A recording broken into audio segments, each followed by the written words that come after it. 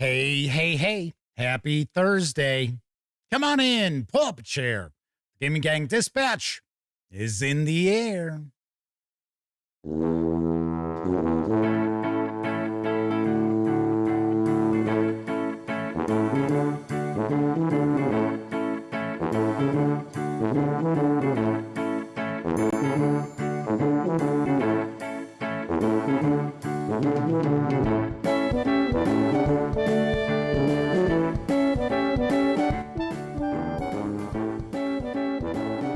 Howdy, gang, and welcome once again to the Duct Tape Studios. I'm Jeff McAleer, your host here at the Gaming Gang Dispatch, brought to you by, interestingly enough, thegaminggang.com, of which I happen to be the founder and editor-in-chief. So welcome aboard, everybody. Tonight is Thursday, September 18th, 2025. This is live show 1238. If you're not overly familiar with the show, let me point out it's super casual around here. Just hanging out, talking about the latest in tabletop gaming news. And then usually we will take a first look at a game, like we shall be tonight. Or on occasion, I will actually tackle a topic related to our hobby. And once every blue moon, I will actually share the news and then just chew the fat with chat. Tonight, though, we're going to dive on in. We're taking a first look at the 2300 AD box set from Mongoose Publishing. Yes, part of the Traveler line of games.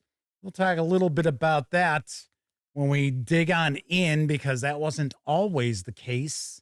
There's a lot of confusion that people have over the decades, actually, with 2300 AD.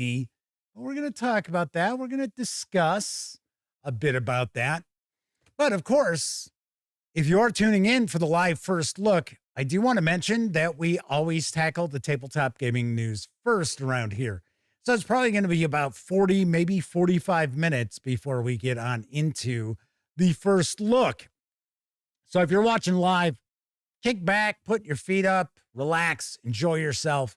If you happen to be watching after the stream has ended, possibly even on Memorex, keep in mind that there are timestamps. They are found down in the show notes. And of course, depending on the device you might be watching this on, those timestamps might be right in English, Jeff. It's been a crazy day. I'll tell you about it in a bit. Timestamps might be right there in the timeline of the video as you are watching. So if you want to jump past the news, you certainly will be able to do that. Of course, when you're not watching videos on the Gaming Gang channel, be sure to visit thegaminggang.com for all latest in tabletop gaming news, reviews, and a whole lot more you are not going to find here on YouTube. You know the drill. Get your geek on at thegaminggang.com. And then lastly, because this is a live show, there is chat available. You must be a subscriber to the channel for at least an hour before you can take part. But if you have been a subscriber for at least 60 minutes and want to say howdy, maybe get a question, a comment, by all means, chime in. I will do my very best to respond. First out the gate tonight is Semper Buffo, the madman, good friend of the show, and one of our chat moderators is also with us, as is Kevin King, DB, Sean O'Donnell, Keith Thulhu, J-Man, Mike, who's also saying go Cubs, Roger Perdome, Game Cat, and Kathy Evans. So chat is off and rocking and rolling already. So as I mentioned, today's been just an insane day. I'm going to wait till we get through the news and then I will let you know what's been going on. First off, Modiphius Entertainment has released the 5 Leagues from the Borderlands compendium. Here's the scoop. In the perpetual gloom of the underworld's massive vaults, strange creatures prey on those eking out a living in the ruins of ancient halls. Only the bravest of adventurers prowl the rubble, seeking forgotten riches and wondrous artifacts. This compendium gathers the first 2 expansions for 5 Leagues from the Borderlands into a single volume, including new characters, mechanics, enemies, and aberrations to the core game. Additionally, this book will also feature the new standalone 5 Leagues game, Deep Below. In Deep Below, you take charge of a 6-strong warband exploring the underworld's collapsed keeps and claustrophobic caves. It is both a standalone game and a variant of 5 Leagues from the Borderlands, tailored to the deep, dark environment and integrated to allow characters to transfer between games for an expanded game universe. Deep Below streamlines the core mechanics, offering a full campaign experience with its own character progression, archetype-based character creation, including rune magic, a new mystic art. Build your underworld base using settlements and structures rules. There are new origins, such as Grey Elves, Durscan, Weaslings, and Windspite Clan Dwarves. Now, the first expansion is the Ancient Land of Dust, and the Ancient Land of Dust is a harsh, magic-soaked desert once known as the lush emerald fields before the rise of a great evil. Now, ancient threats stir as undead soldiers rise and warriors are drawn across time to serve a fallen warlord. Spirits grow restless, warning of an impending war. This expansion offers new rules, options, and guidance to bring your characters into a land rich with history, danger, and opportunity. Then we've got Paths in the Wilderness, which provides you with an array of options for your 5 Leagues for the Borderlands games. This expansion is all about the adventure you want to create, brimming with options for almost every aspect of the game system, whether it's characters to create, activities to perform, creatures to fight or recruit, or new ways to use the game rules. The hardcover with PDF is going to carry an MSRP of $47.50. I got to be honest, I do not have a page count, but I do think the page count is 220 something, maybe. The PDF is available right now over at DriveThruRPG for $20.50. If you've already got those 2 expansions and you just want Deep Below, there is the opportunity to pick that up. I think it's $10 in PDF. So very cool. Very nice. Tessie Trekkie is with us. Says, why be ancient evils always making wastelands avast? DB says there's a lot of stuff in the compendium. If I remember correctly, isn't 5 Leagues from the Borderlands a GM-less role-playing game? I've never had an opportunity to take a peek at it. I have shared news about it. That's why I'm familiar with it. But I could have swore it's a solitaire game. Or not maybe necessarily solo. Maybe it's also designed where you can just play it GM-less. Oh, DB says, yep, it's solo. All right, very cool. Very nice. Moving right along, now available in print and PDF for my friends over at Troll Lord Games, is the Complete Crusader Volume 1. Here's what I know. The Crusader, Journal of Intrepid Adventure, is a magazine designed by the folks at Troll Lord Games. Its foundations lie in the early Seeker zine and earlier issues of the Crusader, which combined gaming philosophy with humor, tips, and pointers for the community as a whole.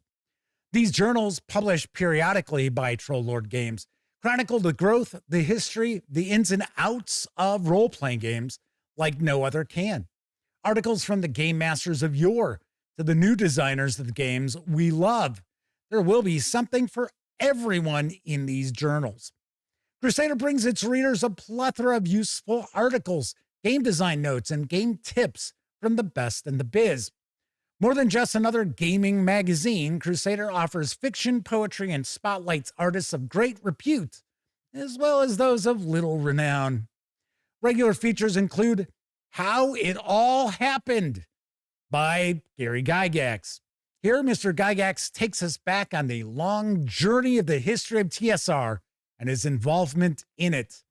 Historical Footnotes, a column that explores the myths surrounding historical events, persons, places, and things. Old Wormish, where Mike Stewart opens pages to the nostalgic past, as well as Hammer and Anvil, which gives room for Casey Canfield to bring you the hard-earned tips of a veteran gamer. Volume 1 includes the first 5 issues of the Crusader Journal, and this 200-plus page softcover carries an MSRP of $29.99.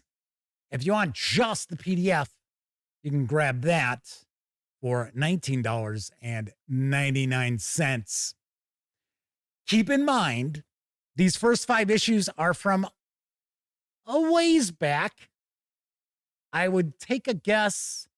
Now, I wouldn't know exactly, but I'm going to take a guess probably around 2004. No, wait, probably about 2005, 2006, because I seem to recall Castles and Crusades launched in 2004 because last year it was celebrating its 20th anniversary. Could have swore I have a patch. I have a patch that shows that. I don't know. But this would, I gotta say, this would be pretty cool. You are getting 5 issues of this, and I do believe on average they were around 50 pages. And yes, the cover art is by Rowena, which was also the cover for the first issue of the Crusader. Very cool. Sweet. Hey, you know what? Maybe, just maybe, we'll get an opportunity to take a peek. Sassy Trek says 2004 wasn't 20 years ago. It wasn't 20 yards ago. Nay. Is today Talk Like a Pirate Day? I'm just curious. As I pointed out, if you joined us late, today has been just insane. I have not gotten into detail about it just yet. But if it is Talk Like a Pirate Day, I have no idea. I was not aware of it at all. On to our next news piece. October brings the print edition of Warhammer 40K Imperium Maledictum's Macarian Requisition Guide. I've got the skinny from my pals at Cubicle 7 Games. Faith is my weapon, but it is not my only weapon. Across the Macarian sector, the Departamento Munitiorum. Get ready, here we go. I'm going to start like butchering Warhammer 40K terms. Strap yourselves in. The Departamento Munitiorum maintains immense stockpiles of weaponry, vehicles, and equipment. Their adepts have a duty to outfit Imperial agents with the gear they need to complete their missions, a practical extension of the God Emperor's will. They account for every firearm, blade, and bullet with reverence and propriety. In return, they ask for proper authorizations, up-to-date permits, and precisely filled requisition forms. The Macarian Requisition Guide is a dedicated catalog of equipment and services that can be found all across the Macarian sector. You'll find all manner of tools and accessories. Be prepared for your missions ahead with loads of equipment. There's an Imperium-focused roster of iconic and effective weapons and armor, a catalog of vehicles that characters can obtain and use, including expanded vehicle rules, rules for chartering void ships, and a bestiary of useful characters that parties can hire.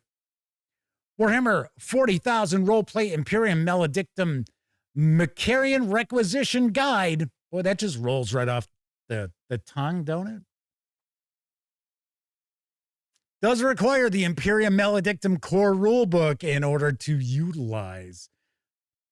So this 128-page hardcover with PDF is going to carry an MSRP of $39.99 when it lands in stores on October 15th. The PDF is currently available over at DriveThruRPG for $19.99. And yes, you may recall, I actually received a copy of the Macarian Sector Requisition Guide. I know it doesn't have sector in the name, but the Macarian Requisition Guide. We're going to take a peek at this on Tuesday's show. So stay tuned for that. In fact, I think the 3 books that I received are all hitting retail on October 15th. So you might just pop one out every week and take a peek at them over, well, at least over the next 3 weeks. Tessie Trekkie says, yes, today is Talk Like a Pirate Day in Australia. Here in the U.S., it's tomorrow. Because, you know, Tessie Trekkie is a day ahead of us. That's how it works. That's how it works.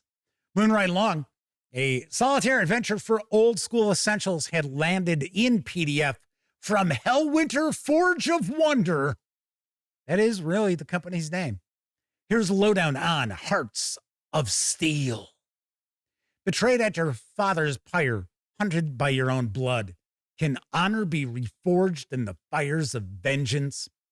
On a night of dim stars and bitter fjord winds, your world shatters. As Bjorn Ironthorn, rightful Jarl of Iskalden, you mourn your noble father, only to watch your venomous cousin, Daner Colthair, unleash a coup drenched in treachery. Damn you, Daner Colthair! Mercenaries swarm your hall. Monstrous Drakkar darken the sky, spewing embers upon your people's homes. Forced to flee with nothing but a dagger and your father's legacy burning in your heart, you become a knight errant in a land turned hostile. Now, survival is a blade's edge. Will you hunt the dragon commanding the Drakkar? Seek counsel with the enigmatic witch of the hills of the dead, whose motives are as veiled as the northern mists? Or dare to parley with the forsaken outcasts, broken men and women who owe no loyalty to any lord, to raise a desperate army against the usurper? Every choice is perilous. Every ally comes at a cost. Will steel and honor be enough to reclaim your birthright? Or will the weight of vengeance forge you into something as cruel as the tyrant you fight? In this epic gamebook set in the Obsidian Throne world, your decisions will shape your destiny. Choose wisely. The fate of Iskalden depends on your heart of steel.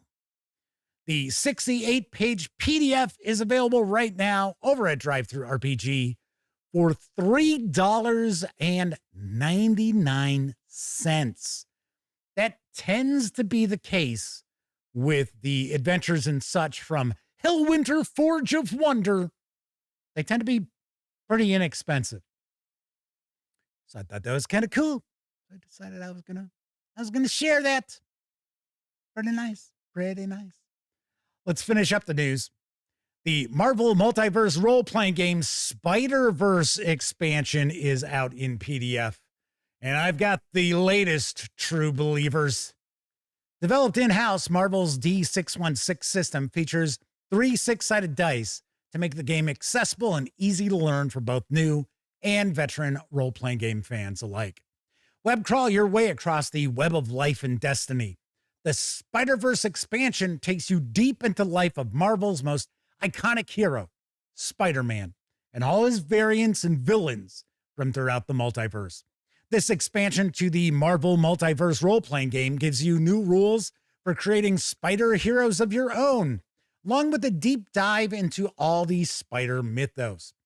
Explore new ways to build compelling supporting characters, new rules to handle symbiotes and clones, and how to deal with your biggest foes, like the Sinister Six. Plus, new equipment and dozens of new characters, including Carnage, Chasm, Madame Web, Spider-Ham, Spider-Man Noir, and many more. Yes, Ghost Spider is in it. I saw that we also have, I think Spider-Gwen was in it too. Yep. Paired with the Marvel Multiverse role-playing game core rulebook, anyone from seasoned tabletop players to first-timers can jump headfirst into the Marvel universe. Everything you know, or I should say, everything you need to know about the world of Spider-Man for the Marvel Multiverse role-playing game will be found within. The 256-page PDF is now available over at DriveThruRPG for $29.99. Very cool. I've said it yesterday. I'll say it again. I wouldn't mind taking a peek at the finished product of the Marvel Multiverse role-playing game. Because when I reviewed the playtest that came out, it did not score well. It was a mess. It was more because just things were all over the place. And when I say they had incorrect stat blocks, I'm talking about they had stat blocks for the wrong characters. It was like, so hold on. Didn't anybody proofread this before it went to the printer? It's like, jeez, my goodness. So that is it for the news tonight. Of course, I mentioned DriveThruRPG a few times. Don't forget, the Gaming Gang is an affiliate of the One Bookshelf sites. And if you'd like to help support the outlet, it is one of the ways that you can by utilizing our affiliate links. So, of course, DriveThruRPG is one of the One Bookshelf sites, as is the Dungeon Master Guild, Storyteller Vault, Wargame Vault. So if you're going to visit any of those, please stop by thegaminggang.com first. You'll see our banners up top. Just click on one of those. And then that way, if you happen to make a purchase, I get 5% of that sale. All those nickels, dimes, and quarters really do add up and help keep thegaminggang.com around. Also, if you like the video,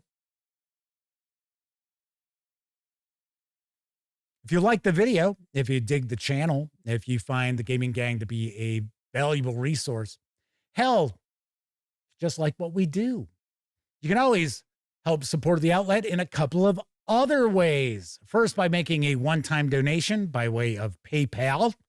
Hell, you can buy me a 2-liter bottle of soda. I had plenty of ice in this, so it is nice and cold. Because, once again, it's been pretty warm in the Chicago area, and it is oddly humid down here in the Kingdom of Spiders, otherwise known as the Duct Tape Studios. Although I have to say, I haven't seen too many spiders. I did see one earlier. So there you go. There you go.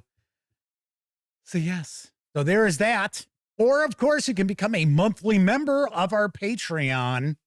And I always like to give a shout out to our Patreon members on the live shows. So big thank you to our $5 tier level members. Tier and level is kind of the same word. Gustavo Covalho, Jason Lawman, Kubal, Kevin R. Smith, Sean O'Donnell, and Talzek, as well as our $10 tier members, Dan Webb, GameCat, Pete Strakulich, RPG Munch, Tessie Trekkie, and Tier 2 DM, as well as our $25 tier members, Agile Monk, Matt W., and The Madman. Thank you kindly, everybody. It is absolutely much appreciated. Yes, it is. So we are going to be diving on in. We're going to be taking a look at the 2300 AD box set from Mongoose Publishing in just a little bit. And I had mentioned today's just been an insane day as Dan Webb pops in, says hello. Good to see you, Dan. Welcome aboard. I think I've said hello. Well, no, I guess not. Matthew Blackwell's with us. Chris Lundgren's with us. I think that might be everyone. So, oh, Kevin King is with us, although I think he was with us a little earlier and I said hello. Maybe. So you may have noticed the show started a couple of minutes late. Like I said, it's been crazy. So let's start off. Let's talk about the website. Something's going on. And I have reached out I have a virtual private server. So I reached out to my hosting company, Known Host, because suddenly on September 1st, I couldn't like go in and make edits to posts. It was like they weren't loading. I was like, what the hell's going on? Everything else is fine. I'd go to the website, loads up perfectly fine, super fast. Like, what the hell? Well, it turned out a file on the server had gotten changed. How, I don't know, because I didn't change it. So the support team found it, changed it, everything was fine. And then on the 16th, I got logged out because the system that actually runs the website is WordPress, like billions of other websites out there. And it logged me out. I was like, okay, it does that every once in a while for security reasons. It just has you, log back in. But it's like every couple of weeks. It's not like a daily thing. So it did that. And then I couldn't log back in. It kept telling me that the username and the password were incorrect. So, of course, I have other users. So I went in using their passwords. Nope, nothing would get me in. Even the emergency backup user, the account I have, nothing. So, of course, reached out. I'm like, okay, what the hell's going on here? So if you're familiar with WordPress, they have little programs, they're called plugins that do different things. So I said, oh, it's, no doubt it's got to be a plugin. So they went and which I could have done the same thing because I did. I turned all the plugins off, then went to go log in, still wouldn't let me log in. Then I went through the process of changing my password, getting a password reset, changed my password, still couldn't log in. And then later on, I got an email from their support saying, hey, try it again. And I did, and I was able to change the password and get into the site again. Like, okay. So at that point, I didn't realize that something else was going on until today. So I noticed all these 404 errors are popping up. And it's like, so hold on. So as an example, let's say you're on Facebook. If you go and share a link to something on Facebook, it'll pull SEO info and post it. So you get the title of, whatever it is, like maybe you're sharing an article or something. You get the image, stuff like that. None of it's pulling it. It's like, I go on X, doesn't work. Go on Blue Sky, does not work. Tried to run some scans, some security scans on the website. They time out. No doubt because of a 404 error. And a 404 is like, it doesn't exist. The file you're looking for, or whatever you're trying to do, doesn't exist. But the thing is, they do exist. So that's how the day kicked off. And then I found out that on September 1st, the way our links are presented changed. They're called permalinks. So I had no idea that this took place. So all of our previous articles and like videos that have been posted onto the website and everything else prior to September 1st, they were all coming back as broken links because Google had the old links and they changed. I was like, it's like, really?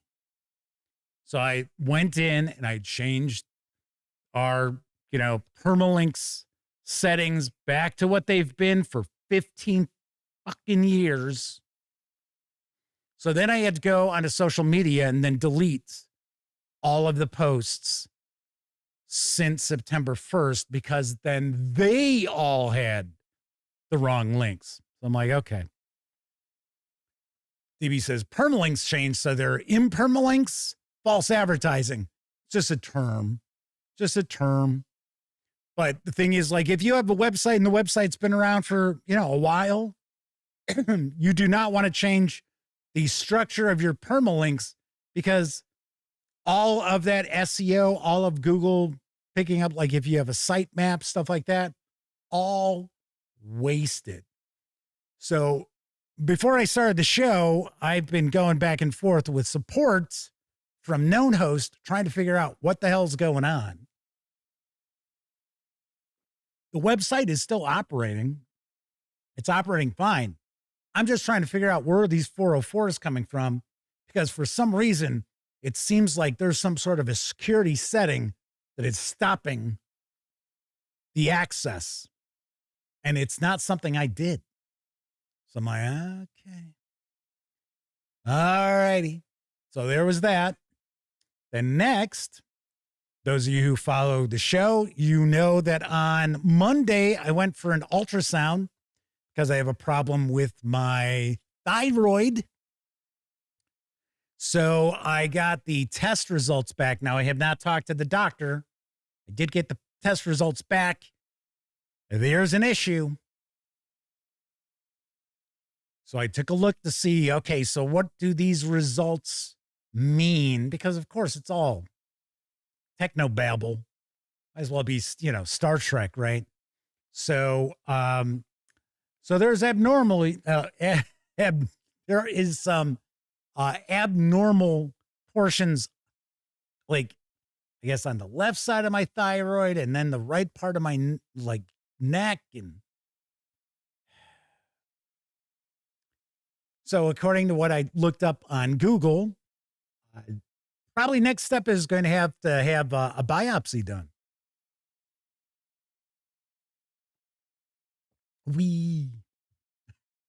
Woohoo, that's so much fun. Anyway, so like I said, today's just been one insane day. It's like everything. Oh, and then like earlier today, my dad got new hearing aids that are Bluetooth, so he can actually hook it up to his phone. Well, then that suddenly wasn't working. So I had to screw around with that. It was like, ay.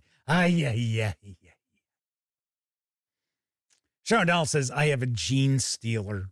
Now, I might have to steal someone else's jeans. Because I'm not even wearing pants. No. I've been just kidding. Anyway, so I'm not going to, I'm not going to worry about anything until there's something I need to worry about. But weirdly enough, you would think if there was like something looked weird, the doctor would be calling, wouldn't you think? Then again, it did take me 10 months to get an appointment with this doctor, so who knows? Sean Dahl said, Bluetooth compatibility on hearing aids, man, that's a great function when it works. Well, he's had these for a good month or two. That was the first time there had been a problem, and the reality is he was messing around with something. That's what happened. End of story. Sarah D is with us, said, yikes, and I thought I had a rough day.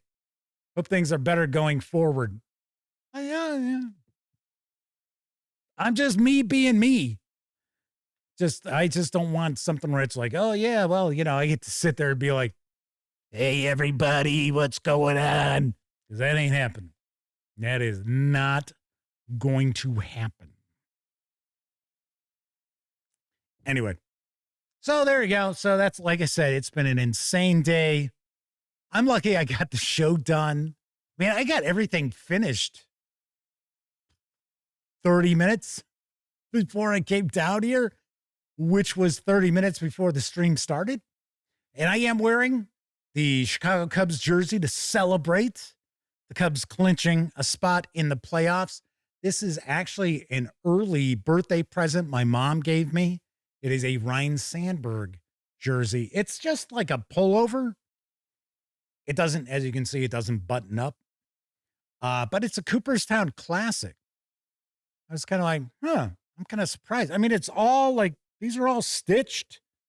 These are like real patches and that. This isn't, cheap crap. And my mom said it was like $50. I was like, holy cow, really? Like, okay, nice.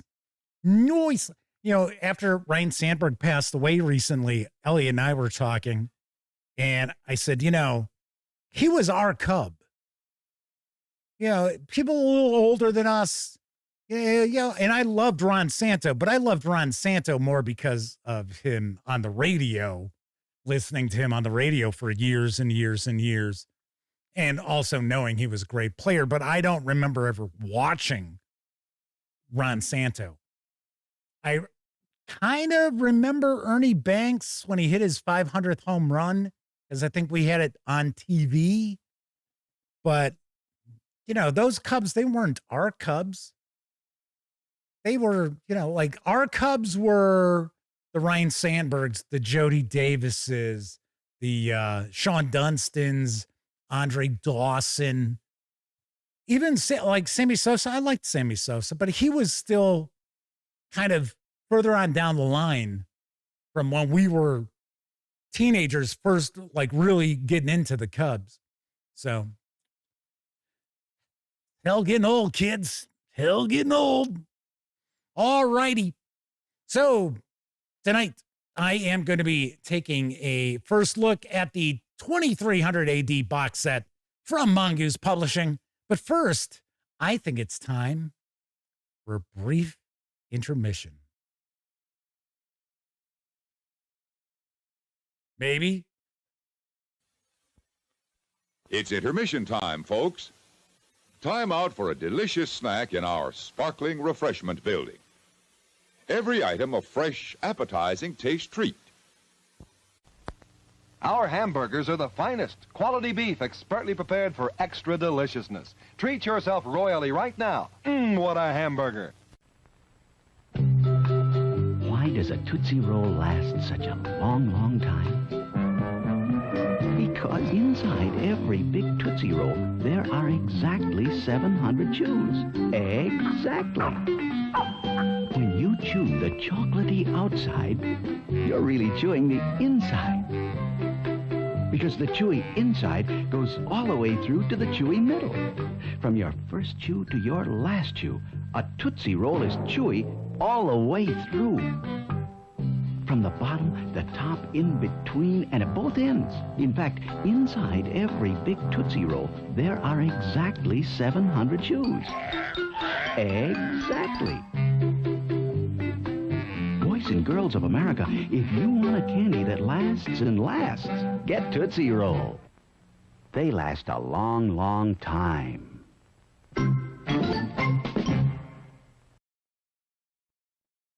Look at Johnny and Janie Black, watching and wishing they had a snack. Hello, what's this? Hang on to your chairs, our three friends, the honey bears. We heard you were wishing for something to eat. Something delicious, something sweet. And here's the treat that can't be beat. Oh, Sugar Crisp, it's fun to eat. As a snack or a cereal, it's a dream. You don't need sugar, just milk or cream. It's already sweetened, we hope you've noticed. Each single puff is candy coated.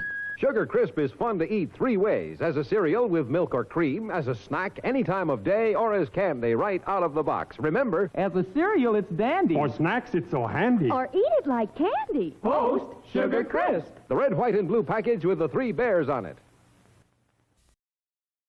Awake, Sleeping Beauty. It's Prince Charming with Wilkins Coffee. I don't drink Wilkins. I waited 100 years for this old hag.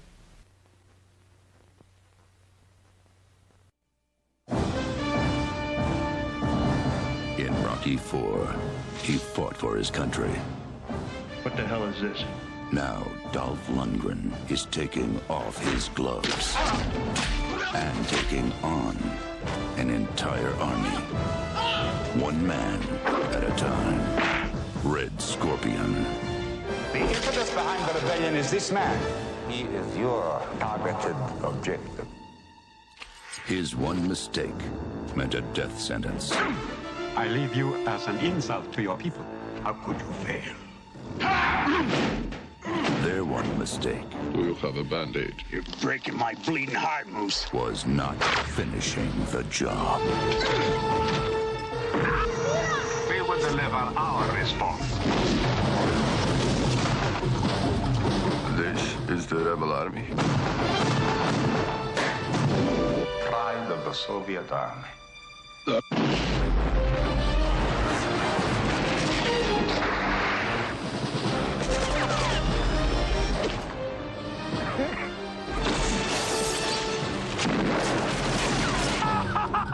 First he was their weapon. Now he's their punishment. They think they control him. Let's kick some. Think again. Thought you might need some help!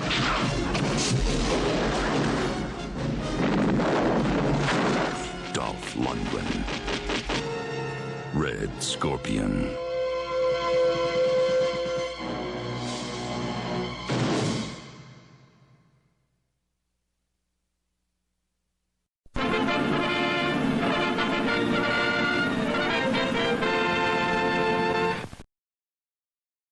Wow, did you see that headbutt in the beginning? Did you see that punch?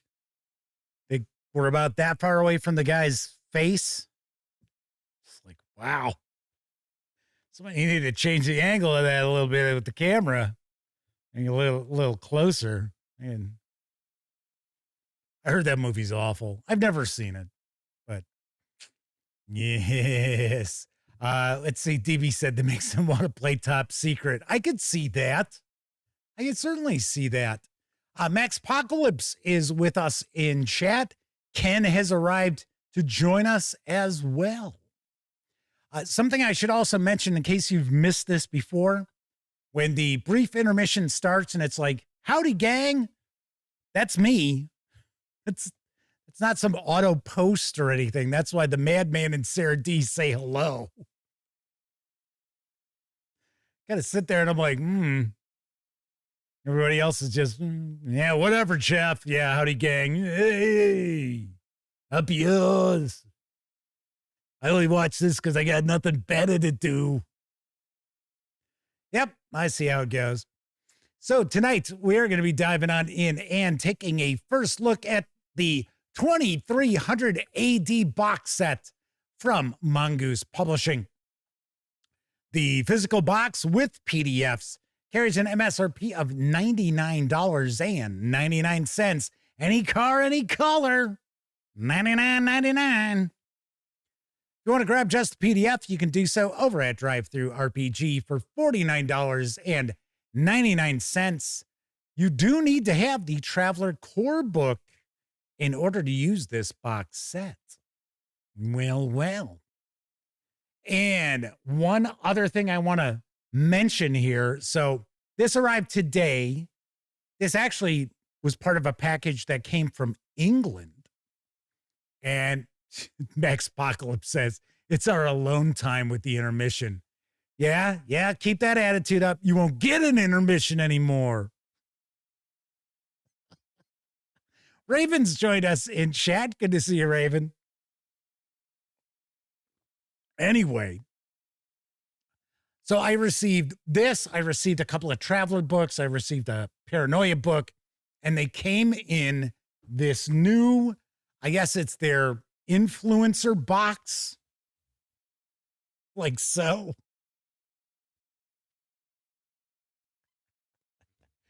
And I guess there was a note in there that said, hey, Jeff, just so you know, you're the first one to get this box. It's like, whoops. As I hold it up upside down. So I thought, hey, okay, that's kind of cool. I was like, nice. Very nice. So I guess it's just a box they're going to send review copies to influencers. So there is that. Okay, so let's get back to this first look. A few things I want to mention before we jump on in.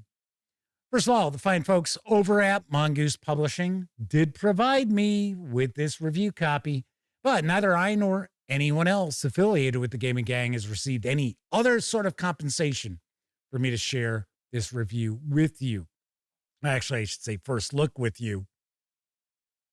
Not a review yet.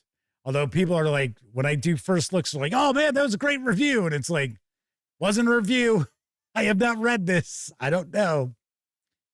Anyway, we're not going to look at each and every page of the 3 booklets which are contained within, but I do want to give you a really good feel for what you're going to find inside this box. And I'm not sure if there's an adventure in here or not, but if there is, you have been warned. We might see some spoilers. I will tell you, this box is pretty heavy. Humanity discovers the stars. 300 years from now, humanity is claiming worlds far from Earth, despite nearly destroying itself in the Twilight War.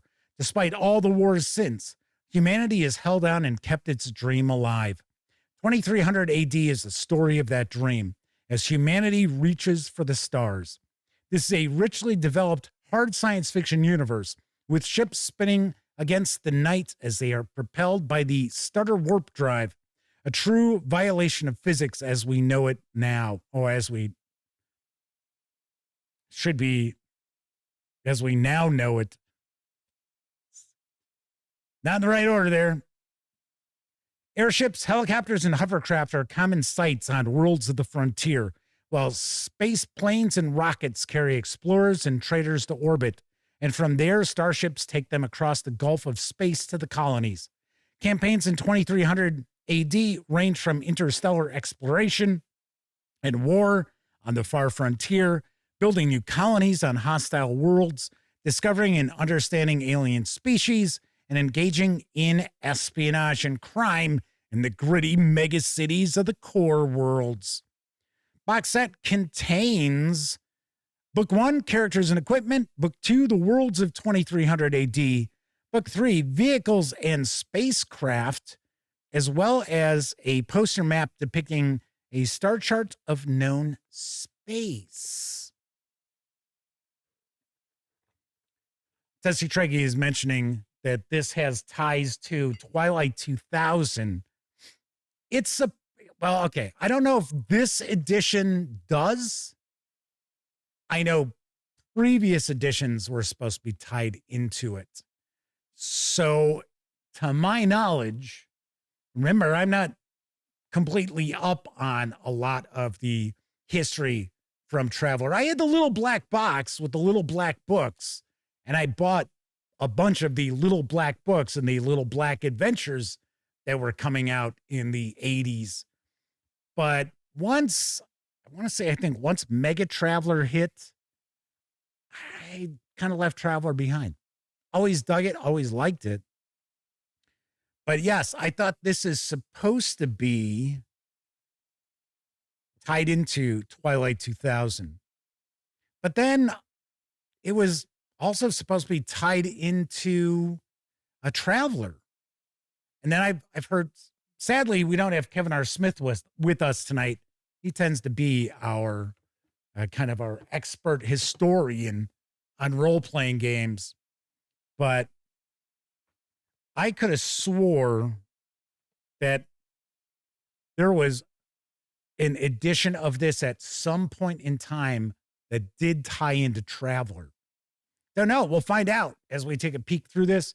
As I had mentioned, you do need to have the Traveler core rulebook in order to use this. So first thing we're going to do is we're going to take a look at this big poster map. So we have our solar system here.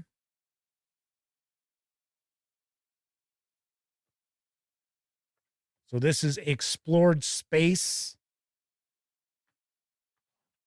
And it is one-sided. Here's Tau Ceti. Bernard Star. Cool. These are real planets, real stars and stuff. All right, so we've got that. Next, we have characters and equipment. First thing we'll do is take a peek at the credits page right here, right up front as we get started.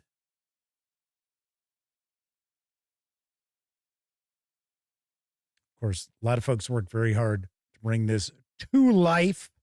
So, of course, we've got some credits for some of the folks from previous editions, such as Traveler creator Mark Miller, Frank Chadwick, and so forth. All right. Our introduction. I'm not going to read all of this, but 2300 AD is a science fiction role-playing game built on the gold standard for science fiction games, Traveler. Using the latest edition from Mongoose Publishing, 2300 AD is a universe designed with a harder approach to science and science fiction. All right, so this is not the Traveler universe. It is using the Traveler rule set. So that's one of the reasons why I started reading the introduction, to see if we could find that out. Omenal's with us in chat. It's been a while since we've seen Omenal. Very nice. Omenal said now that Mongoose has the rights to Twilight 2000 and Traveler, they can make 2300 the future of Twilight 2K. When did Mongoose get the rights to Twilight 2000? I thought that was still Free League Publishing. Did that fly under my radar, or did I know about it and then I now have forgotten that? Mateo is with us in chat tonight as well. This book requires the Traveler Core Rulebook, which contains the base rules and guidelines. This book provides a new universe for Traveler right there. Boom! With new worlds, new technologies, and a new approach. In the year 2300, humanity is reaching for the stars, exploring and settling distant worlds. Despite nearly destroying themselves during the decades of Twilight, despite all the wars since, humanity has survived and prospered. 2300 AD is the story of humanity reaching for the stars. Tessie Drake says, Mongoose got him, but Free League still has a license. There we go. Okay, that's cool. Well, we already know that there is that one campaign box set that's going to be coming from Free League. Because it's tied into the other box sets that have come out. I would take a guess that'll probably be the last Twilight 2000 release from Free League Publishing. Okay, so taking a peek here. Space travel, nations and politics, aliens. Humanity has encountered 6 other intelligent species, 2 of them starfaring, a third with interplanetary capability, and a 4th that used to have starships until they bombed themselves back to a Stone Age. On top of these clearly intelligent species, there are many borderline cases, including some on Earth, where creatures may not have human-level intelligence, but are clearly more than animals. These proto-intelligences, which we'll learn more of in the Worlds of 2300 AD, Worlds is misspelled. It's like, okay. It happens. It happens. They enjoy a protected status, and on Earth alone, there are at least 15 such species under protection, including elephants, dolphins, and the great apes. Yeah, we just were looking at Untamed Worlds on Tuesday, which has uplifted animals. So we have 2300 AD in the Third Imperium.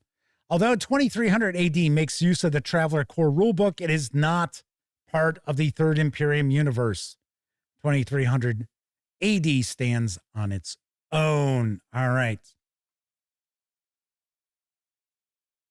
So we do have same rules for tech levels, or background skills.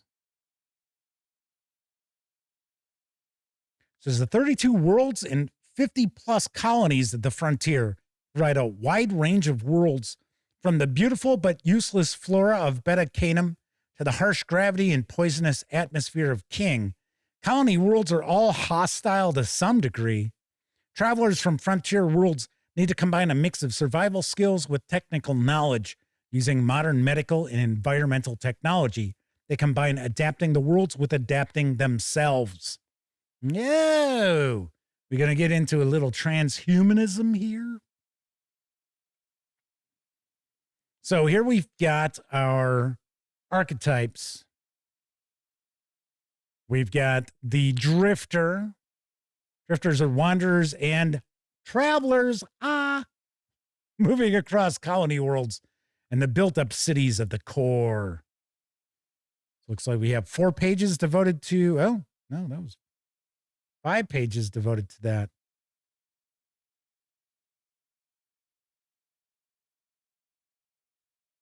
That's kind of wild. Thought we were going to get more. I'm taking a guess we probably do. Cybernetics and DNA modification. So yes, we are going to see a little bit of transhumanism here.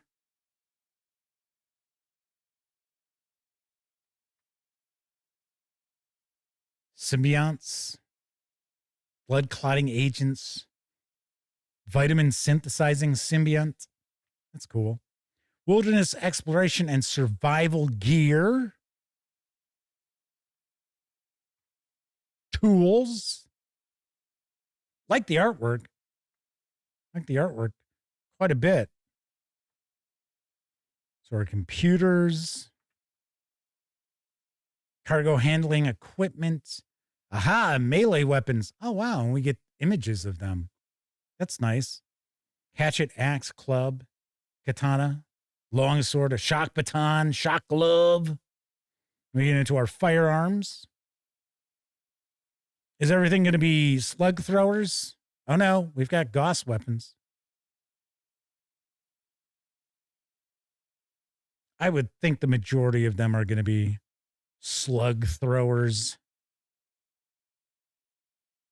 That's an old term. I don't remember if Traveler even uses that term anymore. It's just guns that fire bullets. Got auto guns. There we go. We got some lasers. Plasma guns. Human portable. Non-lethal weapons. There are some adventures that are out there already. I shouldn't say already because this edition's been out for a bit.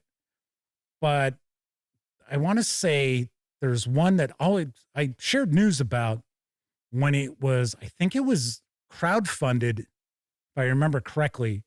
But it's the Bayern, and it's supposed to be a campaign where the player characters are on a starship that's going to explore beyond known space.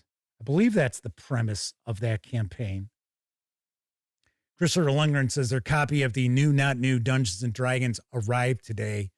And take a guess, the starter set, Heroes of the Borderlands. Max Apocalypse says Shock Glove's their favorite Kiss song from the 2300s.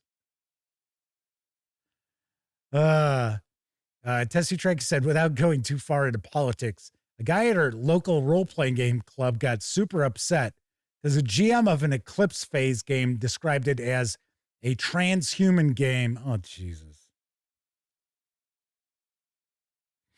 Yeah. Okay. It's transhumanism.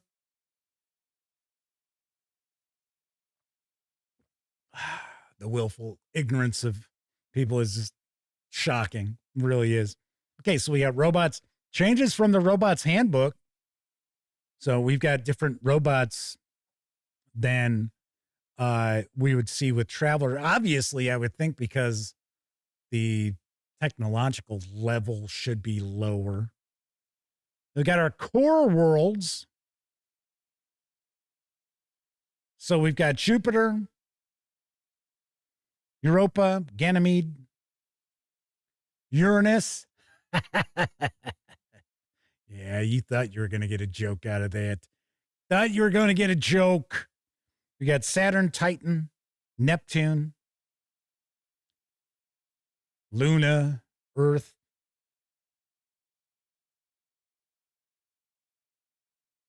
I would think if you were looking to kind of embrace a bit of a feel like The Expanse, you could really pull that off with 2300 AD, especially if you were looking to utilize Traveler mechanics, not necessarily use the Expanse role-playing game, which, if I remember correctly, I think Sammy reviewed.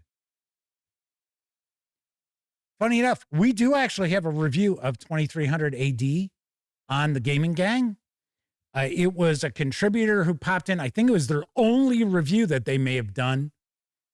So, of course, I will be reviewing this box set. I will be sharing a video review. Here we got the worlds of 2300 AD.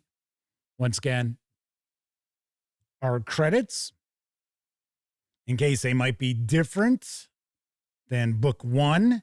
Our contents here is, this brings us to now. The core, worlds of the frontier, organizations, aliens and animals, hostile environments, Terrigens. I do believe that this does utilize the same stats, the same breakdown as Traveler as far as planets go. Omenal said, yes, they did the review for me years ago. They really liked it. Yes. I forgot your nickname. The reality is. So I was like, I remember we've had a few regulars do some reviews for us in the past. And even the Madman's daughter did a handful of reviews with us. It's not as easy as people think. It is not. Here we got our nations of the world.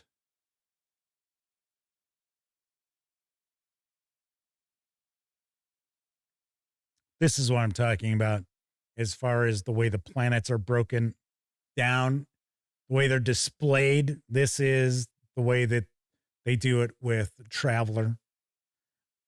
Although I wonder, yeah, we got the UPP, which gives us the breakdown of all these different factors of these planets. I would think if you're pretty familiar with Traveler, this should be a very easy segue into running 2300 AD or playing 2300 AD. It's just, of course, the setting is going to be far different. The hard path and the soft path. The advent of the Jerome effect starter warp drive, humanity began to move out into the stars, settling worlds along the way. Most worlds were hostile to some degree, some extremely so. In the face of these otherworldly dangers, human colonists developed a variety of coping strategies. In the early years, it was a matter of using available technology, which became known as the hard path, in part for the use of hard technology, machinery, and engineering.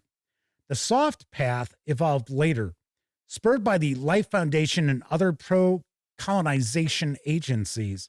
The soft path eschewed machinery and technology and instead concentrated on biotechnologies, adapting colonists to new worlds rather than the other way around, which right there, that is transhumanism. If we're going to talk seriously about the concept of transhumanism, I'm not really a huge fan. If that's what it takes to put us out into space, I don't know. Then we aren't human anymore. I don't know, kind of weird. Omenal says the reviews weren't the issue as much as doing RPGs I was interested in, but yes, it is a lot of work. It is, because just imagine, you got to read all this stuff. So we've got our independent colonial nations and worlds. Now, I'll be the first to tell you, and I think this is probably pretty obvious. It's not as if I sit here and I'm reading this to do a review where I'd be studying, oh, okay, so Germany has this system and that's, no. I am going to get an idea, by looking this over. But I'm not going to be looking to, memorize this stuff. So here is King, Hermes Ellis, New America. In the years prior to the Twilight War, New America was an ultra-nationalist, ultra-right-wing organization that included many survivalists, militia members, and white supremacists. In the years following the war, they made a determined effort to create their vision of America and embroiled both the military and civilian governments of the time in a decades-long civil war. The movement was eventually defeated and driven underground, but it has started to resurface on several American colony worlds, in particular Ellis. And I will refrain from commenting on what I just read. So it looks like we're just going by like Earth nations and what planets they have colonized, or at least what planets they have some sort of a presence on. The Manchurian Arm. The Manchurian Arm begins at Delta Pavonis and extends in two directions. One reaches to Beta Hydri, Zeta Tucanae, Rio, and yeah, loving this. And these are probably real stars. So it's like, okay, all right. Mateo says transhumanism literally leads to post-humanism, where we are not human. We've evolved to a post-human species. Yep, of course, that's way down the line. But I am also very much in favor of creating colonies on the moon and Mars.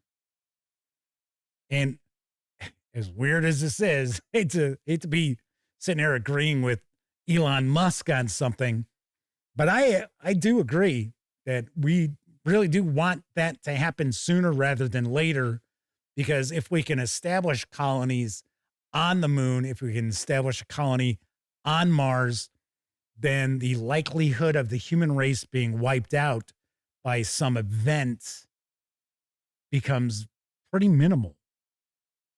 So we got organizations here. Transnational corporations. The transnational corporations, or transnans, transnats, exist in a legal gray zone. They are nominally based out of one country, but the scope of their operations covers many worlds. In these situations, there is a delicate balance between loyalty to nation and loyalty to corporation. Yes. As you can see, this is taking a far more serious approach. We already knew that because just looking at the introduction, it was talking about how we're looking at a hard science fiction role-playing game, or at least harder science fiction than Traveler tends to be. Are we getting into, yes, we're getting into our aliens now, I think. Yep. So we have the Ebers. I think that is the Eber there. Tessie Trekkie says, for a great piece of speculative fiction, I hardly recommend Mike Duncan's Martian Revolution. It wasn't her life for the revolution. It was about the revolution for her life. Sean O'Donnell says they're already a cyborg, so I guess it doesn't really matter. So Sean is an example of post-humanism. We have the pentapods. There you go. That's pretty wild. The most commonly encountered pentapods are five-limbed amphibians standing about 1 meter tall. Their head is a bullet-shaped bony case housing the brain and main sensory organs. 5 eyes on stalks provide full-circle vision and can be retracted into depressions in the skull. I'm trying to see, kind of get a feel for what they are. Okay. Humans realize that pentapods view themselves as machines, each individual filling its niche in the overall pentapod society. To humans, then, the pentapods hail from, To humans, then, pentapods seem to be members of a species that, in the pursuit of biotechnology, sadly lost its identity as a collection of individuals. Okay. Human relations pentapods are engineered to have a more pleasing and soothing appearance and personality to humans. Okay. Huh. Keithula says, yes, they are real stars. Star mapping is a hobby of theirs. We have the Capers, which I do believe we go to war with. I think humanity goes to war with these guys. In fact, that is, I want to say, the latest adventure. I think it's going to be a series. What is it? The Fifth Frontier War? There are a few releases in that. We have the Arbors. Obviously, they're plants. Look like a tree. Animals of the Frontier. I don't know. I got to say, I'm impressed. But then again, the reality is, over the most recent decade or so, Mongoose Publishing has put out some really good stuff, especially once they got to the second edition of Mongoose Traveler. Yeah, don't get me started with all the different versions of Traveler and offshoots and things like that. Here we have Terrigens. It's a term used to denote life forms of Earth origin. The term applies to all terrestrial life, including animals, as well as intelligent and proto-intelligent beings and uplifts. Ooh, uplifts. Max Apocalypse says these aliens are great. Gives them a Barlow's Guide vibe. Yes, that's a blast from the past. It was like late 70s, I think, when that came out. So we've got some Starship crews, different NPC types. So spaceport worker, terrorist, pirates, belters, merchant crew. And then we have Neos. They are genetically altered animals created to serve as companions to humans on hazardous colony worlds. There is considerable controversy surrounding Neos, as they all have near human range intelligence, yet are effectively enslaved through biochemical imprinting. Pretty wild. So Neo-cats, Neo-dogs, Neo-fins, Neo-octopuses. Wouldn't it be octopi? Max Apocalypse says, Barlow's did a Cthulhu Mythos book. I don't remember seeing that. We have proto-intelligences, domesticated animals, some resources for the ref, talking about campaign types, exploration and alien contact, mercenaries, space military, counterterrorism, trade and commerce.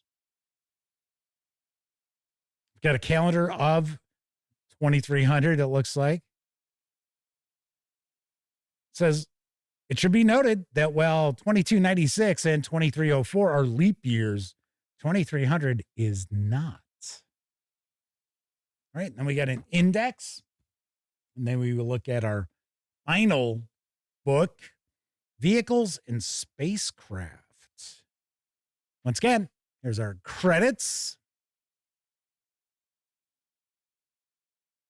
So we have civilian ground vehicles, civilian aircraft, civilian watercraft, military ground vehicles, military aircraft, combat walkers, vehicle options, starship operations, starship combat, spacecraft, small craft, and spacecraft starships. All right. Hey, we built this city on rock and roll.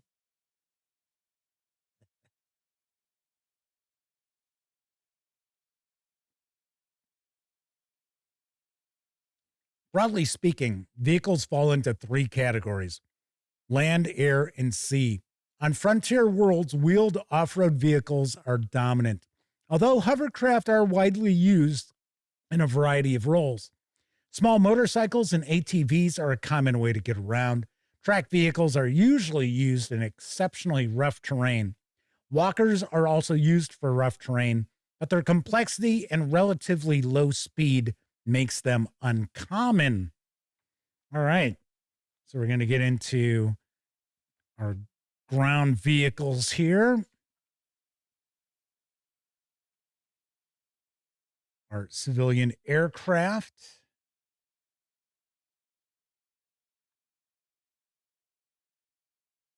Looks like we had some military ground vehicles there. Military aircraft. Combat walkers. Combat walkers come in two varieties, both of which are designed and perform as vehicles rather than personal armor. The first, more common type consists of a pod holding the pilot, power systems, and any weapons on a pair of legs. The pod sits on or between the legs, depending on the design. Taller designs with the pod on the legs have better cross-country mobility and ground clearance, while lower slung pods are more stable. Many do not have arms, or if they do, are simple arms for moving debris or other large objects. They are not designed for fine manipulation, such as holding and operating equipment or weapons. All right.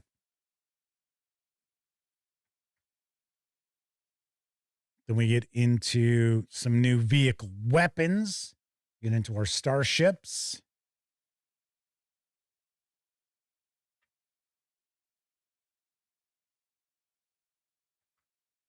Stutter warp. The stutter warp drive is one of the more complex technologies created by humanity, and few possess to completely understand it. Enables faster than light travel, giving access to the stars. It stands out as the only watershed theoretical breakthrough that took place between the beginning of the global recovery from Twilight and the present. This discovery was made in 2105 at the French synchrocyclotron facility at Grenoble. Yeah, or something along like that. On August 18th of that year, a team led by Dr. Emile Jerome induced a microscopic quantum jump on a complete hydrogen molecule. Within 2 years, the experiment had been replicated at the rebuilt CERN facility in Switzerland, and a small group of theoretical physicists realized that mankind had finally discovered the key to the stars. However, scaling up the Jerome effect from moving a single hydrogen molecule to moving a large fabricated spacecraft was a long, complex, and extremely expensive proposition. It was not until 2136 that the first automated stellar probe was launched, and 8 more years before crewed survey ships were traveling to the stars. These early designs were slow compared to modern vessels, but actually had the same range, 7.7 light years. All right, so we get some information about the stutter warp. Now we're going to get a discussion of starship operations, operating costs, trade. Starship combat. Starships in 2300 AD are fast, and weapons are relatively short range compared to the speed of ships. Ships in stutter warp are difficult to hit, not just because of their speed, but because of the nature of stutter warp itself. Ships move hundreds of meters in hops, only present in real space for fractions of a second each time. Detecting ships is relatively easy due to their heat and radiation signatures, but generating an accurate firing solution is much more difficult. Combat then is chiefly about getting close enough to an opponent to burn them out of the sky. There are only a few ways to do this. The first is with a ship, including gunships and fighters. The vessel's crew must use their resources to get close enough and obtain a firing solution. Along the way, they have to marshal their ship's power and signature, all while trying to avoid becoming a target themselves. The other way is with a missile, effectively a remote piloted fighter. It's going to give us our Starship combat rules, or the changes to the rules. Omenal says octopi and octopuses are both correct. Cool. Getting into our starship weapons. We're going to get into some starship designs. That's a cool space plane.